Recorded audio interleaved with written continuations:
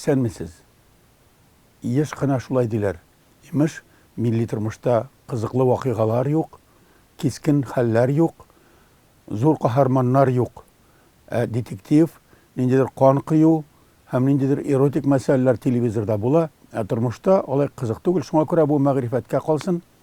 Милли матбугатта, радио, телевидениедә бөтен кешене дә яшьләрендә мавыктыргыч әйберләр еш очрамый дип санала. Безнең газетның соңгы санын миннән сорап алып чыгып киттеләр. Нәрсәдер укырга кирәк булган һәм кайтармадылар. Шуңа күрә анда истә калган бер язманы интернеттан карадым. Илфат үлде, мин калдым дигән. Бу Илфат Файзрахманов үзенең адашы Илфат Абдрахмановның күмелүе турында язган һәм яшәгән вакытта нинди очрашулар булган һәм нинди шәхес булган ул диктор Илфат Абдрахманов. Һәм шунда ук Наиля Вилданова дигән журналист бар, Чаллыда, аның турында язма булай дип атала. Гомерем буе журналистиканы яраттым. Бу ханым журналистика белән шөгыльләнгән, ләкин нинди генә хәлләр башыннан кичмәгән аның. Университетта журналистлыкка укыган, ГАИда эшләгән. Газета, журналларда басылган һәм шаккатыргыч әйберләр язылган. Хәзер дә яза һәм аның язмаларына йөзләгән хат килә һәм шушы көннәрдә хәтта таҗлы вирус авыру белән дә ширләп алган һәм бара ул. Шушы көннәрдә аның юбилей икән, шуңа күрә бу юбилей язмасы түгел, шундый искиткеч шәхесләр дә бар икән дип укыячаклар, әгәр дә безнең газетның шушы санын карасалар. Әлбәттә, бу газеттә безнең газиз стратегиябез турында да язмалар бар. Гади кеше авызыннан әйтелгән сүзләр, ниндидер тәнкыйть сүзләр дә бераз бар. Ягъни безнең газеттә тере тормыш агымының, кешеләрнең ирекле фикеренең тавышы ишетелә һәм күренә. Безнең Мираж журналы, аның тышлыгы искитәрәк түгел. Тагы бер иске фотография, бик матур гаилә турында. Эшен ачабыз. Беренче үк мәкалә Зөләйха һәм миссионер Малов дип атала. Текстолог, нәшриятта эшләгән Галимә, Ялидә эшләгән Лена Гайнанова. Зөләйха драмасын Гаяз Исхакый 1907 елда яза башлаган һәм 12 елда Петроградта язылып беткән. Әлбәттә, бу мәкаләнең исеменә чыккан Ефимий Малов фикере безне кызыксындыра. Ул менә нәрсә дип язган. Безнең максат татарларга христиан динен кертү белән бергә мөселманны урыс тормышы, гырыф-гадәтләренә, урыс теленә, урыс киеменә күнектерүне өйрәтү. 90 елда язган. Без татарлар өстеннән идарә итүче класс буларак дистәләгән, йөзләгән еллар яшибез.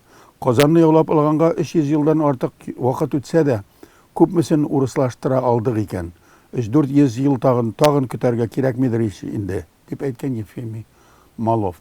Әлбәттә, менә шундый сүзләрне кулланган өчен, шушындый каһарманнарны яктырткан өчен бу әсәрне язучылар, укучылар, сәхнәгә куючылар җәзаланган, атылган, асылган. Хәзер инде әлбәттә аңлашыла, бу рус милләтенә каршы түгел.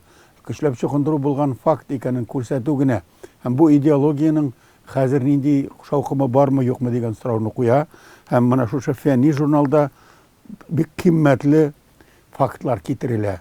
Инде менә 30 елга якын Мирсәет Солтангалиев исеме кайтканнан соң аның кимлеген табу, изләү, аны кайтару турында мәсьәлә ябык түгел.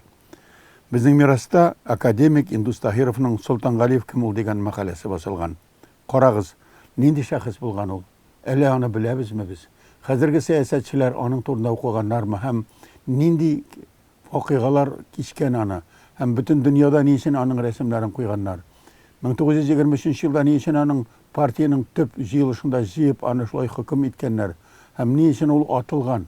Әле дә актуаль тема. Шул ук журналда Томский шәһәрендә чыккан Чулпан газетасы турында, Башкортстанның Туймазы шәһәрендә, Туймазы районында ачылган музей турында һәм анда татар фермерларының җитәкчесе Фәнир Галләмовның авыллар һичшиксез яшәячәк дигән мәкаләсе, Абдрашид Ибраһимовның Ислам дөньясы дигән мәкаләсе, Мөдәррис Әгләмнең вафаты дигән мәкаләне Ләбиб Лерон язган. Ягъни бу журнал шартлап тулган шәхесләр белән.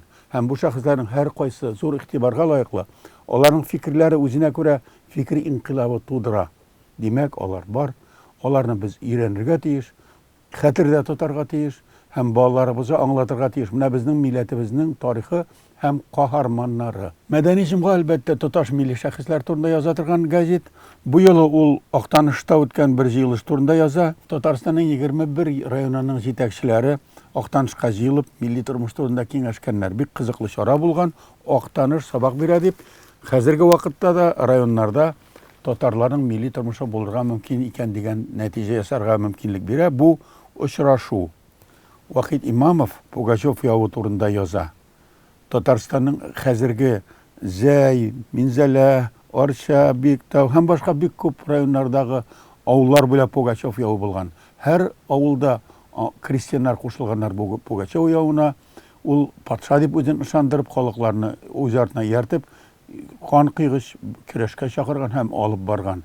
Һәм бу фаҗигави биткән тарих, барбар тарихның бер өлеше. Тагын бер шәхес, Ильяс Алкин. Беләсезме аны? Ул затлы татар гаиләсеннән.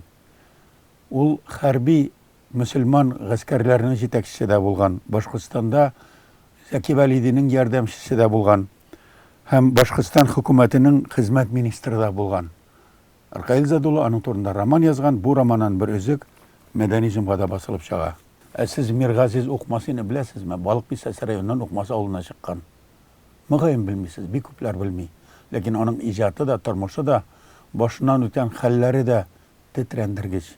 Ул шәхес кенә түгел. Ул ачылып килгән каһарман әле ул барыбер. Аны да белергә мөмкин. Бу турыда Сөембикә Кашапованың мәкаләсе чыккан. Һәм милләтнең асыл кызы Тәминә Биктимировага 12 октябрьдә 80 яшь тула. Аның тормыш юлы, тәрҗемәи хәле ул гыйбрәтле.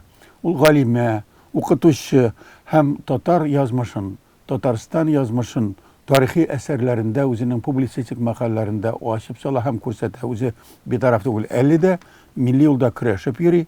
Шуңа күрә аның юбилеена багышланган менә шушы язма, ул бер генә түгел, татар милләтенең бер тарихи вакыйгасы булып искә алырга лаеклы. Бүген без әлбәттә агымга каршы барган шәхесләр, тарихтагы тетрәндергеч хәлләрне искә алган кешеләр турында сөйлибез. Шул ук Тәминә Биктимирова юбилей дип кенә түгел, аның хезмәтендә, аның әйткән фикерләрендә зур хакыйкать бар.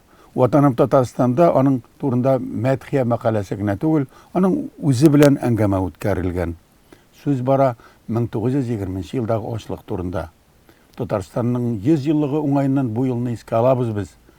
Сентябрь айында корылтай булган, сайланып куелган, анда депутатлар сайлаган җитәкчеләр, хөкүмәт бар инде. Татарстан шундый елны үткәргән, туган елы. Инде ел булган ул. Котышкыч ел булган ул. Татарстан төзелгән, аның халкы кырыла башлаган. Бу елда корылык һәм гомумән фаҗига Продразверска дип атала. Большевиклар хөкүмәте шушы 20 елның декабренә план куя. Икмәк җыярга. Тәминә Биктимированың хезмәтендә булай дип әйтелә. Крестьяннардан 380 мең путтан артык ит, 1 миллион 652 пут бәрәңге, 17 миллион дәнә йомырка, 11 мең пут май, 7 мең пут бал, 227 мең дәнә тире, 13 мең пут йон, 4 мең пут җитен, 4 мең пут киндер сүсе талап алына. Шушы елда, бер елда әле дәүләт аякка да басмаган, үзәк тартып алырга куша, чөнки Рәсәйдә шундый хәл күрәсең инде, халык ничек яшәгән? Ачлык шундый хәлгә барып җитә, 100 меңләрчә кеше ачтан үлгән. Галимҗан Ибраһимовның Адәмнәр повесте менә шул турыда тиздән театрларыбызның берсендә шул әсәрдә сәхнәгәләштерелгән дип ишеттем. Тәминә Биктимированың әңгәмәсендә шул турыда сөйләнә. Татарстан һәм татар халкы тарихында нинди вакыйгалар булганын һәм хәзерге детективларның ниндидер зулым эшләре турындагы киноларның әле бөтенләй мескен генә булып калуы, тормыштагы тарихның, тормыштагы вакыйгаларның һәм андагы шәхесләрнең бөтенләй башкача булуы күренеп тора. Ватаным Татарстан газетасында шулай ук тагы бер язма бар. Кем син татарга Нәқи Исәнбәт. Бер ел элек Ринат Мөхәммәдиевның бер романында Нәқи Исәнбәткә ошаган персонаж багышланган роман чыккан иде. Анда ул донос язучы һәм кешенең хезмәтен урлап алучы бер галим буларак күрсәтелә. Нәкыйме түгелме? Бәхәс чыкты. Миләүшә Хабетдинова бу турыда мәгълүматлар җыя башлады һәм Нәқи Исәнбәтнең тормышында булган хәлләр, аның иҗаты, аның күптөрле талант булуы һәм аның биографиясендә кайбер шундый битләр андый булмауганы турында сөйли һәм Нәкый Исәнбәтнең нинди шәхес булуы турында, легендар галим, бөек шәхес булуы турында дәлилләгән һәм бу Миләүшә Хәбетдинова үзе дә шәхес булып чыкты бит. Бер елдан артык вакыт эчендә изге, матур исемен Нәкый Исәнбәтнең кайтарды һәм һәр хәлдә менә шушы романның авторы да бәлки файда китергәндер. Бәхәсле темаларга сәбәп булып, ул сәнгать әсәрендә, әдәби әсәрендә язылган әдәби образ гына түгел, тормыштагы шәхесләрнең чынлыктагы вакыйгаларның бернинди фантазия җитмәшлек дәрәҗәдә кискен булуы, кызыклы булуы, фаҗигави булуы, шәхесләрнең зур булуы күрсәтелә.